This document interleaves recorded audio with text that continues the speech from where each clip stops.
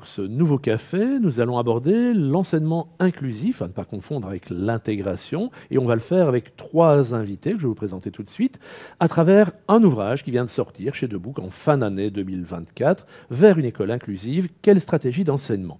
Alors, on accueille aujourd'hui Guylain Magerot. Bonjour Guylain. Bonjour. Guylain est mon collègue, a été mon collègue, il est professeur maintenant émérite à l'université de Mons, mais j'ai commencé ma carrière dans cette université avec Guylain. Et Guylain est l'auteur d'un certain nombre d'ouvrages sur l'intégration individualisée tout au long de la vie, l'évaluation des interventions auprès des comportements défis et intervention comportementale clinique, les 2 derniers étant produits avec un autre excellent collègue, Éric Huillet, donc, qui est aussi responsable du SUSA ici à Mons. Deuxième invité, Céline Borin. Alors Céline est chargée de cours à l'Université catholique de Louvain. Elle est psychologue, elle travaille aussi aux cliniques Saint-Luc à Bruxelles et elle s'intéresse en particulier à la régulation émotionnelle et aux habiletés fonctionnelles chez les enfants et en retard de développement. C'est correct. Bonjour Céline. Bonjour. Alors, Yo nous permet de passer la frontière linguistique. On va à Anvers avec Yo Lebert, qui lui est professeur émérite de cette université d'Anvers. Il est médecin généraliste au départ, et puis il nous expliquera certainement comment il a été amené à s'intéresser aux problèmes d'intégration, aux troubles neurocognitifs et aux effets et à ce qu'on peut faire pour améliorer la situation à la fois des enfants, des adultes, mais aussi des familles et des écoles, puisque l'école est évidemment aussi au cœur de notre histoire aujourd'hui et au cœur de leur histoire dans cet ouvrage. Alors, peut-être première question, Guylain, pourquoi cet ouvrage finalement? Mais en fait, cet ouvrage est le fruit d'une collaboration depuis plusieurs années, d'abord avec une association de parents concernés par la trisomie 21, où nous abordions tous les aspects de l'enfant jusqu'à l'âge adulte. Et puis on s'est rendu compte progressivement, notamment avec le pacte pour un enseignement d'excellence, qu'il fallait mettre l'accent sur l'école, et donc sur l'école inclusive. Et en fait, sur l'école pour les enseignants qui travaillent au quotidien dans ces écoles. Et donc, ça veut dire que l'ouvrage a été fait expressément pour les enseignants. Et donc, on a présenté un certain nombre de stratégies pour accompagner les enseignants dans leur pratique quotidienne. C'est la raison pour laquelle, par exemple, on a mis dans le document pour aller plus loin. Donc, on a donné des conseils aussi, parce que dans un chapitre, on ne peut pas tout dire. On a aussi donné des références pour aller plus loin. Oui, c'est très bien structuré, avec des questions de départ, Oui. un texte qui est rédigé et qui est basé sur des connaissances sérieuses. Ce n'est pas des recettes de cuisine, mais c'est aussi très pratique. Donc, c'est à la fois avec une bibliographie sérieuse à la fin et pour aller plus loin. Donc, on a vraiment une super palette sur chacun des sujets. Chacun des sujets. Vous avez chacun non seulement coordonné cette opération, mais vous avez aussi écrit une partie de cet ouvrage. Et il y a 22 auteurs avec vous, je crois. Oui. On aura l'occasion de parler des différents chapitres, mais on balaye vraiment. Pardon, Guillaume. Donc des auteurs belges, mais aussi donc des Français et des Québécois. Et même des Australiens. Et même des Australiens aussi. Oui. Donc vous êtes rien refusé dans cette aventure. Et la collection, elle dit bien son nom, c'est comprendre et accompagner. Donc là, je crois que c'est vraiment où vous touchez tout à fait ces deux côtés. Et en quoi est-ce que vous êtes finalement, vous, touché par cette histoire? Comment est-ce que vous-même vous êtes lancé dans cette aventure? Céline, toi, tu es... Alors, moi, je suis particulièrement sensible à l'enfant et à ses besoins. Et en fait, c'est vrai que j'essaie toujours, dans ma pratique, de mettre toujours l'enfant au cœur de mes préoccupations. Et je suis de plus en plus confrontée à des parents qui doivent orienter leur enfant et qui sont en fait face à un monde de questions, d'interrogations où ils se demandent où est-ce que je vais mettre mon enfant. Et là où moi je vais vers, c'est, j'aimerais en tout cas un enseignement qui est adapté à chaque enfant et à chaque besoin d'enfant. Et donc pour moi cet ouvrage, il est essentiel parce que c'est une bonne ressource en tout cas pour toutes les personnes qui s'intéressent à l'inclusion, mais surtout aux enfants qui ont des besoins et qui sont en situation de handicap. Et donc ce que j'aimerais, c'est que les écoles en tout cas ordinaires aillent vers l'inclusion pour qu'on puisse vraiment le plus possible avoir un enseignement adapté à chaque enfant. Donc pour moi, ça a été essentiel. Donc c'est vrai que j'ai pris beaucoup de plaisir en tout cas à participer à ce projet et à pouvoir en tout cas aider et guider les enseignants, mais aussi toute l'équipe éducative. Et alors, je rejoins ce que Guylain disait. Ce qui est important, en tout cas, dans cet ouvrage, c'est que non seulement on a des auteurs qui sont experts dans le domaine de l'inclusion et de l'éducation, mais ils proposent des pratiques, ils montrent des exemples, ils proposent des stratégies qui sont efficaces. Et donc ça, pour nous, c'était essentiel aussi que ces stratégies proposées, elles soient efficaces pour qu'on puisse montrer, en tout cas, à toutes les équipes, regardez, ça a fonctionné, vous pouvez y aller. Et alors, ça permet aussi un petit peu de réfléchir en équipe, en tout cas, sur l'éducation aujourd'hui et qu'est-ce qu'on peut faire dans notre école, en tout cas, pour aller vers cette inclusion. Donc, pour moi, cet ouvrage est essentiel pour toute personne dans le monde de l'enseignement. Mais tu as aussi un profil un peu particulier. Tu es à la fois face à des enfants lors de consultations, mais tu es aussi formatrice ou enseignante. Tout à fait. Formatrice d'enseignants. Tout à fait. Donc, c'est ma première année ici où je donne cours effectivement à des enseignants. Et le dernier chapitre, d'ailleurs, parle de la formation des enseignants. Pour moi, ça doit être une philosophie de vie et une philosophie d'enseignement, en tout cas, d'aller vers l'inclusion. Et donc, j'essaie, en tout cas, avec mes étudiants, de pouvoir leur inculquer cette philosophie que tout enfant, quel qu'il soit, d'où il vient, quel que soit son parcours, quel que soit son handicap ou son besoin, a le droit d'être présent et d'avoir accès aux apprentissages. Donc voilà, on diminue un peu les inégalités scolaires et sociales. C'est vraiment ça. Donc j'ai à cœur d'aller vers ça, en tout cas. Toi, Guylain, tu nous as déjà dit un peu ton parcours. Comment tu es arrivé à cela? C'était une demande. En fait, c'est une réponse à une demande. Mais tu as aussi été à la base de l'introduction de l'orthopédagogie clinique ici, dans cette université. Qu'est-ce que c'était l'idée de cette affaire? Oui, en fait, on a parlé d'orthopédagogie clinique pour ne pas se focaliser sur la notion de pédagogie spécialisée qui était... Et orthopédagogie clinique, moi, ça me venait de Hollande, où l'orthopédagogique était déjà utilisé depuis longtemps. Oui. Et donc, effectivement, ça s'est développé considérablement. Et une anecdote, fin des années 90, j'avais fait une recherche qui s'appelait Kaléidoscope sur l'intégration scolaire. Kaléidoscope, l'image est d'autant plus belle qu'il y a des couleurs variées. Et donc, c'était un beau titre pour une recherche. Et donc, c'est une et qui s'est terminé par des recommandations, mais qui ont mis du temps à être un peu considérées. En éducation, ça prend du temps. C'est un lourd paquebot à manœuvrer, donc ça prend du temps. Alors, Yo a un tout autre parcours. Là, au départ, tu es médecin généraliste. Oui, je suis commencé comme médecin généraliste, mais une de nos 3 filles a une infirmité motrice cérébrale. Donc on a toujours voulu une vie inclusive pour elle. Donc, j'ai dû apprendre en cours de route ce que c'est l'éducation inclusive. Et après, j'ai eu l'occasion de faire... j'ai obtenu une bourse pour faire un doctorat qui fait le pont entre la médecine et l'éducation. Donc, le lien entre la plasticité neurologique et la situation éducationnelle, l'écologie de l'enfant. Et après, à l'université, j'ai cherché des budgets à l'Europe, avec l'Union européenne, pour faire des projets de l'éducation inclusive et cognitive. Donc, je fais le pont entre la médecine et l'éducation, comme mon prédécesseur, le docteur Itard, du XVIIIe siècle. Bien, donc qui a fait la même chose.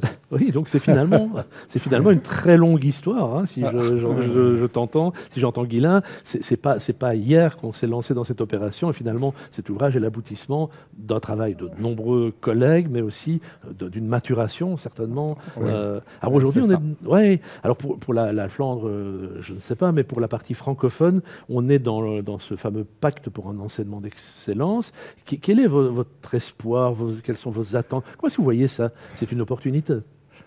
Mais le pacte pour un enseignement d'excellence a retenu comme un des objectifs une école inclusive. Et comment traduit-on ça?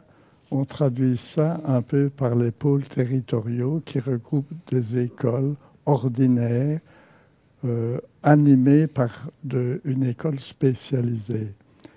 Et c'est vrai que l'idée derrière les pôles territoriaux, c'est que les écoles deviennent toutes inclusives en fonction des populations existant aussi localement. Et je serais tenté de dire qu'il y a un terme qui devient de plus en plus intéressant, qui est la notion de diversité. En fait, au-delà du handicap, il y a une diversité d'élèves. En d'autres mots, ce que l'on a écrit pour le handicap peut servir aussi pour beaucoup d'enfants divers. Et je pense que cette notion de diversité est plus globale, mais intéresse aussi une école qui n'accueille pas des enfants à besoins spécifiques, mais qui n'est pas à besoins spécifiques. Un étranger, un enfant issu d'un milieu défavorisé, LGBT, etc. Donc finalement, c'est une sorte de levier en s'occupant de ceux qui sont peut-être les plus éloignés. Oui. On va aussi s'occuper de ceux qui sont finalement proches ou peu différents, ou différents pour d'autres raisons que ce qu'on appellerait handicap. Oui, tout à fait. Et on s'aperçoit dans la littérature internationale, notamment anglophone, que la notion de diversité prend un peu plus d'importance que le handicap. Le handicap n'est qu'une partie de la diversité. Et ça, le livre, il intéresse tous les pédagogues, tous les enseignants.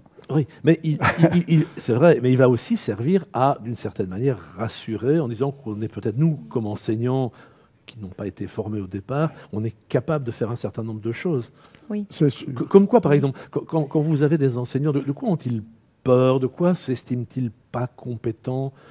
Et en quoi le livre répond finalement? On peut peut-être prendre des exemples dans les chapitres. Il y a le chapitre sur les représentations des enseignants, moi qui me tenait vraiment à cœur, parce qu'on se rend compte sur le terrain, en tout cas, qu'il y a effectivement beaucoup d'enseignants ou en tout cas d'équipes qui ont vraiment peur de l'inclusion. Peur parce que qu'est-ce que je vais faire? Comment je vais pouvoir l'aider? Donc c'est vraiment pour pouvoir aider l'enfant, mais qu'est-ce que je vais faire? Je ne connais pas le syndrome, je ne sais pas. Alors que, en fait, il ne faut pas toujours grand-chose. Il est possible, en tout cas, de différencier les apprentissages. Et comme vous le disiez très bien, ce qui va fonctionner pour l'un va fonctionner pour les autres aussi. Et donc, il y a parfois, je pense, une méconnaissance ou des représentations un peu erronées de ce qu'est l'inclusion. Et donc, ça aussi, c'est important. Et puis, quand on est dans nos formations, on constate beaucoup aussi que les enseignants sont seuls. Ils sont souvent très seuls avec l'enfant qui a des besoins. Et ça, on a constaté que c'était quelque chose qui les effrayait. Et donc, je pense que quand on est face à un enfant en inclusion, donc avec des besoins ou en situation de handicap, c'est une affaire d'école. Ça doit vraiment être... C'est vraiment ça, on le dit très justement dans l'ouvrage, c'est que c'est l'équipe éducative qui prend en charge l'enfant et pas uniquement l'enseignant. Et je pense que ça va rassurer. Et on constate aussi dans les ressources pour les équipes, c'est travailler en équipe. On travaille tous ensemble pour que cet enfant ou ces enfants-là puissent être comme les autres ou en tout cas avancer à leur rythme. Parce que ce qu'il y a aussi, c'est qu'on attend de ces enfants, enfin les enseignants, c'est leur représentation, ils attendent de ces enfants qu'ils fassent exactement la même chose que les autres. Or, nous, c'est pas ce qu'on veut. Nous, ce qu'on veut, c'est que ces enfants puissent avancer à leur rythme, en fonction de leurs compétences, et qu'on puisse en fait les tirer vers le haut le plus possible. C'est ça qu'on veut, nous.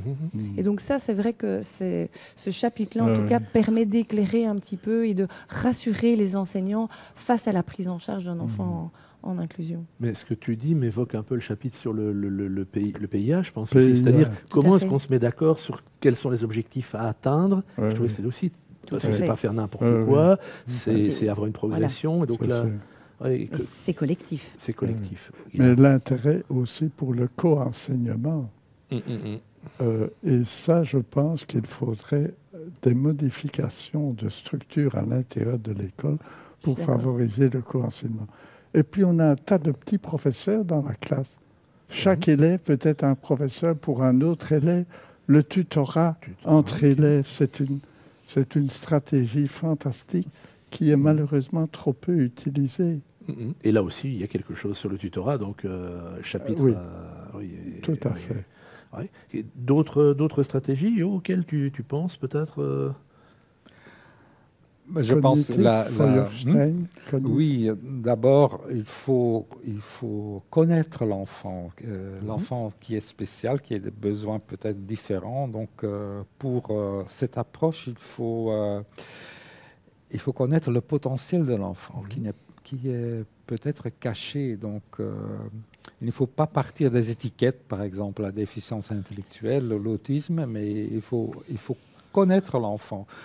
Et ensuite, la médiation des apprentissages, il y a aussi un chapitre là, l'idée vient de Feuerstein, mais c'est très important que tous les professeurs deviennent des médiateurs, au lieu de juste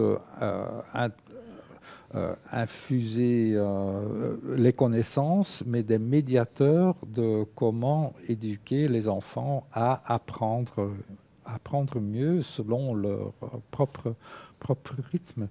Je pense, par exemple, la médiation des sentiments de compétence.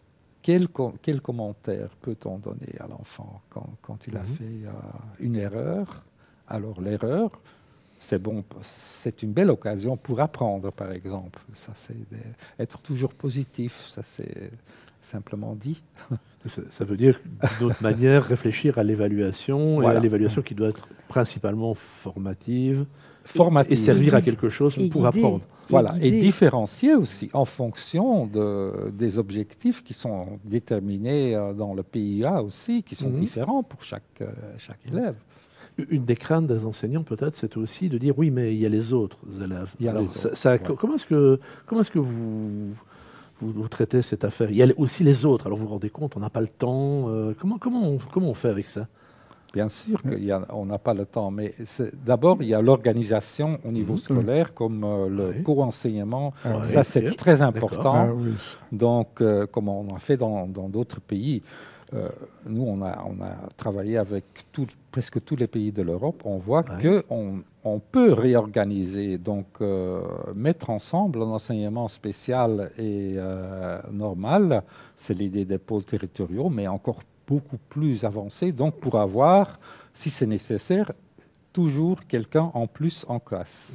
Une paire de mains en plus, ça c'est une chose, c'est l'organisation du co-enseignement. Et ensuite, c'est la différenciation de la médiation. Ben oui.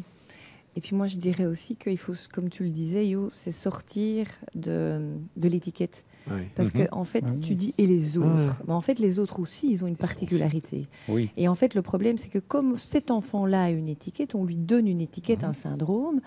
Du coup, on est focalisé sur cet enfant, alors que les autres ont des particularités aussi. Et en fait, et c'est là où on se dit souvent aussi qu'il faut sortir. Alors, le diagnostic est important pour comprendre le fonctionnement de l'enfant, mais pas que. Je pense qu'il faut parler de compétences. Quelles sont les forces, les faiblesses de chaque enfant, et de parler des compétences, des profils de compétences plutôt que du diagnostic.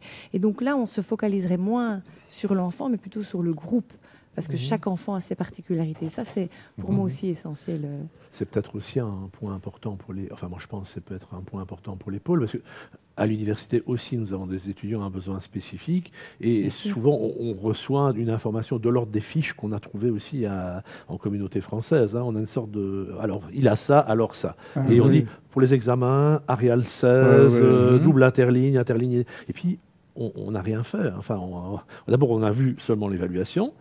On est parfois informé seulement au moment de l'évaluation qu'il y a quelque chose. Et parfois, ça se voit, mais on n'a pas été informé. Et puis, c'est un peu stéréotypé. Donc, ce que Yo disait sur l'observation fine, c'est ramener l'enseignant à observer et à essayer de comprendre, certainement. Mais il faut peut-être aussi traduire, éviter de médicalisation trop importante, alors, ou de dire des choses aux enseignants qu'ils peuvent comprendre, opérationnellement, je veux dire. Ouais. Sur le PIA, pour revenir à ça, ça se fait comment? Parce qu'on entend aussi, c'est encore une tâche administrative. Alors, ce n'est pas une tâche administrative, à mon avis, mais comment on fait cette affaire-là? En quoi c'est intéressant? Comment ça marche? Mais je pense que ça met tout le monde au pied du mur. Pour un enfant, qu'est-ce que l'on fait de priorité pour cet enfant-là? Mais en même temps, quand on a dit que tel objectif était priorité, ça veut dire que lors de la réunion PIA, qui va faire ça? Qui va prendre en charge? Ça veut dire que le professionnel doit savoir ce qu'il va faire pour cet objectif-là. Et donc, indirectement, on parle d'une méthodologie. Mais c'est vrai que c'est un peu public, c'est-à-dire que dans 3 mois, on pourrait me demander à moi, qu'est-ce que vous avez fait? Où en est-il?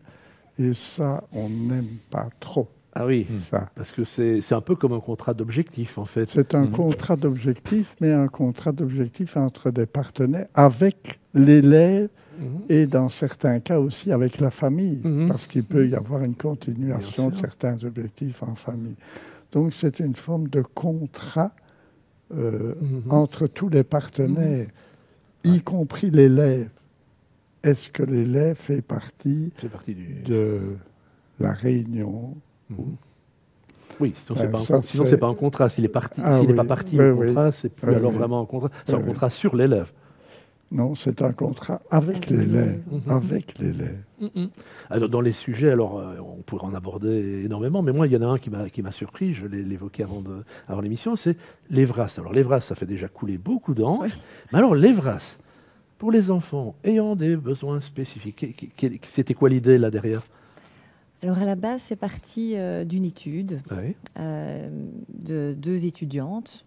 Donc, qui ont fait un mémoire sur l'EVRAS parce que, aux cliniques Saint-Luc, en tout cas, à un moment donné, on s'est interrogé sur l'EVRAS, sur ce qui existait, en tout cas, pour pouvoir accompagner nos jeunes un peu plus âgés ici dans l'éducation affective et sexuelle. Et donc, moi, j'ai été un petit peu confrontée à qu'est-ce qui existe. Et c'est comme ça que j'ai lancé, en fait, un mémoire avec 2 étudiantes. Et donc, je trouvais que c'était essentiel, en tout cas, de pouvoir l'indiquer dans l'ouvrage et de mentionner que ça aussi, en tout cas, ça existe et c'est présent et que ça doit être pour tous, en tout cas, c'est certain. Ils ont le même développement et les mêmes besoins et les mêmes désirs que nous. Donc, on doit aussi pouvoir les éduquer à ce niveau-là. Et ça permet aussi sans doute aux enseignants d'être rassurés ou de mieux comprendre des situations qui n'ont rien de pathologique, mais qui peuvent être difficiles au début à intégrer dans la pratique. Et de nouveau, de ne pas être seul, en tout cas, face à des difficultés. Alors, on a des choses plus classiques aussi sur les mathématiques, sur l'oralisation, etc. Est-ce que vous avez des points qui vous tiennent à cœur et qu'on peut évoquer d'autres par rapport à ces chapitres? Je ne sais pas si... Je dirais la communication alternative et augmentée, qui est pour moi essentielle. Je pense que les enseignants ou l'équipe doit être équipée, en tout cas au niveau de ce qui existe dans les communications alternatives et augmentées, parce que nos enfants qui sont en inclusion... Excuse-moi, mais c'est quoi pour celui qui ne sait pas ce que c'est que cette affaire? En fait, c'est un outil qui permet à des enfants qui ont difficile à oraliser de pouvoir communiquer. Donc en fait, c'est vraiment ça, c'est qu'on a des petits bouts qui savent communiquer, mais ils sont dans le non-verbal. Et donc, parler est excessivement difficile. Alors, ça peut être de diverses raisons, parce qu'ils ont une hypotonie buccale ou quoi que ce soit. Mais donc, ils ont besoin d'un moyen pour pouvoir communiquer. Ça limite les frustrations. hein, ça limite les comportements un peu des filles. Mais donc ça, c'est quand même essentiel que les équipes éducatives soient formées, en tout cas, à ces outils et qu'on puisse permettre à chaque enfant de pouvoir communiquer. Ça reste un droit quand même de communiquer. Donc voilà, ça c'est essentiel aussi, je pense. Et ça ne suppose pas que les enseignants soient capables de signer, par exemple, de connaître la langue des signes. C'est pas du tout ça. C'est pas du tout ça. C'est quelque chose que je peux faire moi sans avoir une formation de plusieurs années. Alors on peut former les équipes. Je crois que c'est toujours mieux de former quand même les équipes. Mais alors maintenant, on a la chance d'être bien outillés avec des tablettes, avec des applications qui permettent en tout cas aux enfants de communiquer. Donc il y a les gestes, mais il y a quand même des choses beaucoup plus robustes. Hein. Donc tout ce qui est picto, tableau de langage assisté, tout ce qui est tablette. Hein. Et il y a même des enfants qui peuvent avec la tablette, en tout cas, montrer des images. Et il y a le vocal qui leur permettent du coup d'être mieux compris. Et ça, pour nous, c'est essentiel. Et ça, les enseignants ordinaires rencontrent ce genre de choses en formation? Oui. Aujourd'hui, on peut se dire qu'ils ont eu l'occasion de rencontrer ce genre de choses. Alors, je pense pas toutes les via équipes. la formation continuée. C'est ça, via la formation continuée, mais donc c'est pas toutes les équipes. Et je pense que ça, c'est aussi un frein, je pense, aux enseignants de se dire mais comment je vais communiquer avec cet enfant et parfois, en fait, c'est pas si difficile. C'est juste qu'il faut pouvoir le généraliser et avoir l'habitude de communiquer avec cet enfant via cette tablette. Et donc, avoir quelque chose là-dessus dans votre ouvrage, ça permet de se dire, c'est donc possible, ça existe, j'ai des débuts de pistes, je n'ai pas vu ça dans ma formation initiale parce qu'il y a 20 ans que j'ai été formé, mais il y a donc des pistes pour parler avec des élèves qui oralisent peu pour des tas de raisons, peu importe à la limite les raisons, on a une solution pragmatique pour Et ça, interagir. c'est une piste pour les enseignants qui doivent vraiment prendre, parce qu'on constate aussi dans la littérature que les enseignants, ce qui est le plus difficile pour eux, c'est la gestion de classe. C'est l'enfant difficile, c'est le groupe difficile, c'est le groupe un peu chahuteur. Et donc, clairement, des enfants qui ne savent pas communiquer vont utiliser des gestes, ils vont tenter de communiquer du mieux qu'ils peuvent, ils vont pousser parce qu'ils ne veulent pas, ils vont taper parce qu'ils n'ont pas envie. Et donc, la communication, du coup, alternative ou augmentée, permet à l'enfant de diminuer ces comportements-là et d'avoir accès aux autres et à la communication. Et là, pour nous qui nous intéressons beaucoup à la gestion des comportements, c'est évidemment une augmentation de la capacité d'agir, évidemment, et c'est important. Mais la gestion de classe, c'est un problème qu'on rencontre très largement, mais elle est particulièrement aiguë, évidemment, quand l'élève est frustré de ne pas pouvoir communiquer et qu'on ne comprend pas soi-même pourquoi ça ne va pas, il y a quelque chose qui ne va pas. Est-ce qu'il y a un message, je me dis, tiens, est-ce qu'il y a un message qu'on pourrait avoir de Flandre, se dire, tiens, il y a un truc qu'on fait ou quelque chose qui est une idée intéressante et qu'on n'aurait pas encore mis à profit chez nous? Est-ce que tu penses, Yo, à quelque chose qu'on pourrait aller voir Il y a une certaine évolution quand même que la Belgique est le dernier pays de l'Europe pour réaliser l'éducation inclusive. Et on en est loin de là, aussi en Flandre. Mais quand même, il y a eu une réforme. Donc, il y a les enseignants de support qui sont organisés dans des centres de support, mais il y en a plus que 3000 maintenant. Centres de support ou enseignants? Enseignants de support. Mais ce n'est pas suffisant parce qu'ils ne sont pas encore suffisamment formés. Mais il y a quand même une évolution dans le sens que le ministre de l'Éducation de Flandre a maintenant organisé une commission de l'éducation inclusive et ils ont fait un rapport tout récemment, publié au mois de juillet, avec une stratégie pour arriver à une inclusion scolaire totale, donc comme les autres pays de l'Europe, le pays... exemple est la Norvège et le Portugal. Et pour prendre une période de 15 ans, donc d'ici 2040, il y a toute une stratégie qui est... et on a eu la chose qui donne un peu d'espoir, c'est dans cette commission, on a eu des professeurs, des enseignants, des gens du syndicat, on a tout le monde. Ils se sont mis d'accord. Donc, mais on est obligé, on est obligé par les Nations Unies pour y arriver. Par les conventions, mais il faut prendre le temps. Et donc, en Flandre, une quinzaine d'années pour y arriver, C'est l'horizon. Oui. 2040. Et une partie importante, c'est la formation des enseignants. D'accord. Ça permet d'arriver tout doucement à la fin de notre Ouais. entretien. Qu'est-ce qu'on peut retenir du chapitre sur la formation des enseignants? Qu'est-ce qu'on doit retenir comme point essentiel? Moi, en un mot, formation à la diversité. D'accord, la notion Formation de à la notion de diversité Oui. qui inclut le handicap, mais pas que le pas que le handicap. handicap. Toute Et diversité. Tous les élèves, en fait, sont Mhm. différents. Oui. Ouais. Et c'est le rôle de la classe, de l'école, de gérer cette différence pour un mieux. Mhm, mhm. Et on sort de la classe, il y a aussi ce qui se fait Si sur lors le- des repas, à la Ouais. cour de récréation, etc. Mhm, Il y a beaucoup de mhm. la notion de diversité. Ouais. Moi, j'ai l'impression, l'autre point qui a retenu mon attention, c'est la formation, ce n'est pas que des connaissances, c'est aussi, alors, des savoir-faire, des compétences, je pense que vous avez appelé ça comme ça, mais aussi des attitudes. C'est aussi se dire que je rejoins ce que Céline disait au début, c'est une philosophie, c'est comprendre pourquoi on fait les choses, comment on inclut chaque activité, et je trouve que vous l'avez bien souligné aussi dans ce chapitre-là. Et le rôle de l'enseignant est primordial. Et je pense que parfois, on ne se rend pas compte que l'acte que va poser un enseignant va avoir des répercussions.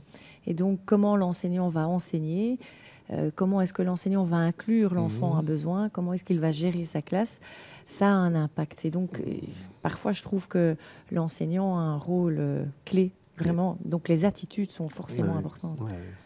Bien, merci. On est donc arrivé à la fin. Hein. Les meilleures choses ont toujours une fin. Et donc, les auditeurs vous trouveront le titre exact du livre, donc, qui est « Vers une école inclusive, quelle stratégie d'enseignement chez Debook 2024 » de la collection Comprendre et accompagner. Donc, ils retrouvent les différentes coordonnées et on mettra aussi ce que vous nous communiquerez. Donc, si vous avez des liens ou d'autres éléments, on les retrouve bien sûr, comme chaque fois, au pied des cafés. Voilà, merci à tous les trois. Merci Merci. beaucoup. Merci.